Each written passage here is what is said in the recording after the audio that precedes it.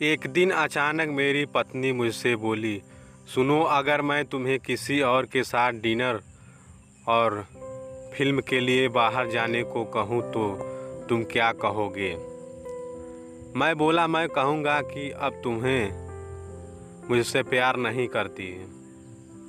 उसने कहा, मैं तुमसे बहुत प्यार करती हूँ, लेकिन मुझे पता है कि यह औरत भी आपसे बहुत प्यार करती है और आपके साथ कुछ समय बिताना उसके लिए सपने जैसा होगा। वह अन्य औरत कोई और नहीं, मेरी माँ थी, जो मुझसे अलग रहती थी।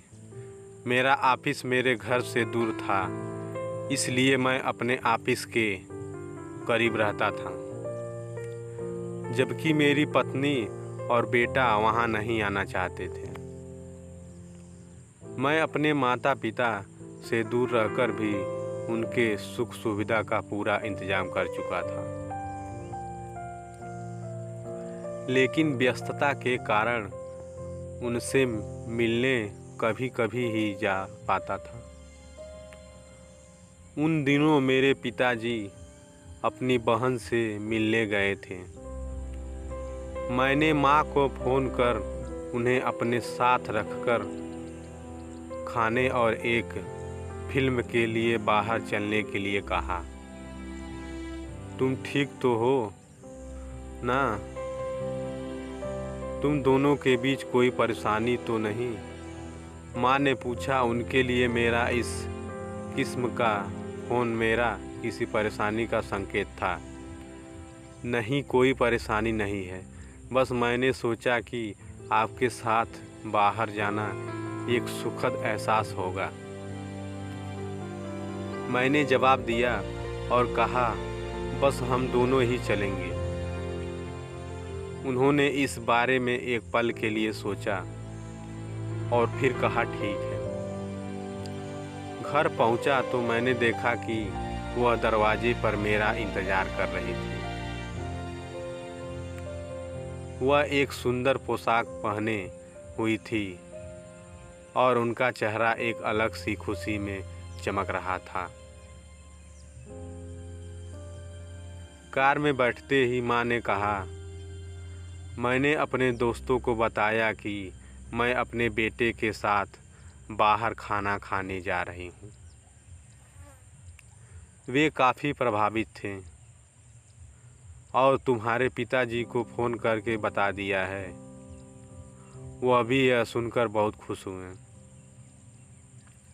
मुझे थोड़ा दुख था कि पिताजी हमारे साथ नहीं थे, लेकिन मैंने वहीं बैठे बैठे यह प्लान बना लिया कि अगली बार मैं माँ और पिताजी दोनों के साथ समय बिताऊंगा।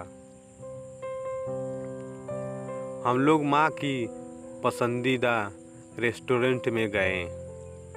वहाँ माँ के चेहरे पर एक उदासी भरी मुस्कान थी। जब तुम छोटे थे तो यह मेनू मैं तुम्हारे लिए पढ़ाती थी।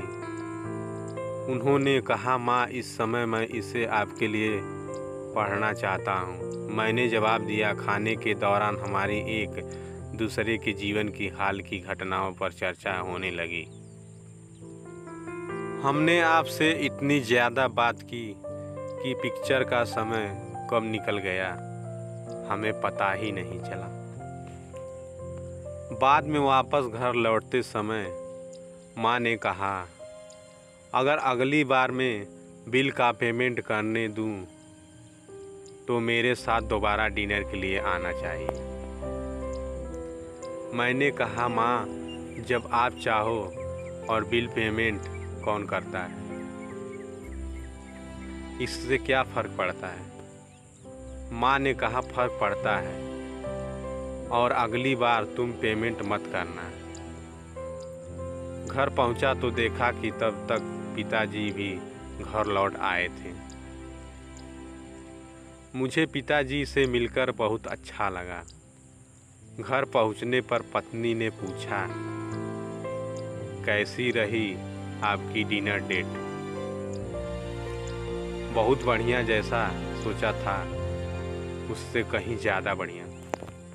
मैंने जवाब दिया, लेकिन इस घटना के कुछ दिन बाद मेरी माँ का दिल का दौरा पड़ने से निधन हो गया। यह इतना अचानक हुआ कि मैं उनके लिए कुछ नहीं कर पाया। फिर मेरी बहुत जिद करने के बाद पिताजी हमारे साथ ही रहने लगे।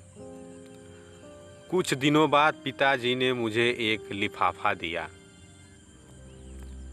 जिसमें रेस्टोरेंट के एडवांस पेमेंट की रसीद के साथ माँ का एक खत था,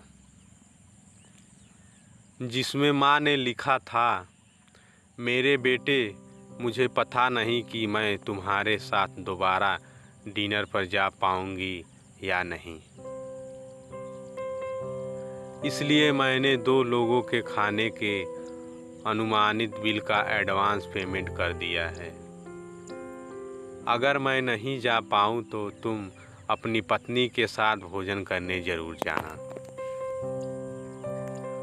तुम नहीं जानते उस रात तुम्हारे साथ बिताया हर पल मेरे जीवन के सबसे बेहतरीन समय में था। ईश्वर तुम्हें सदा खुश रखे। आई लव यू बेटा। तुम्हारी माँ। उस पल मुझे अपनों को समय देने और उनके प्यार को महसूस करने का महत्व मालूम हुआ। मैं अपनी माँ को तो ज़्यादा समय नहीं दे पाया, लेकिन मैं अपने पिता के साथ ज़्यादा से ज़्यादा समय बिताने लगा। जब लगा मैं और मेरी पत्नी रेस्टोरेंट में खाने गए तो मेरे पिताजी भी हमारे साथ थे। माँ को याद कर उनकी आंखों में आंसू आ गए। जीवन में कुछ भी आपके अपने परिवार से ज़्यादा महत्वपूर्ण नहीं है। न व्हाट्सएप, न मोबाइल, न लैपटॉप और ना ही टीवी। अपने परिजनों को उनके हिस्से का समय दीजिए, क्योंकि आपका साथ ही उनके जीवन में खुशी का आधार है। इस वीडियो को उन सब व्यक्तियों के साथ ज़रूर शेयर कीजिए जिनके बूढ़े माता पिता हैं, जिनके छोटे बच्चे हैं और जिनको प्यार करने वाला उनका इंतज़ार कर रहा हो, क्योंकि धन तो आता जाता है मगर अपने गए तो लौट कर नहीं आते।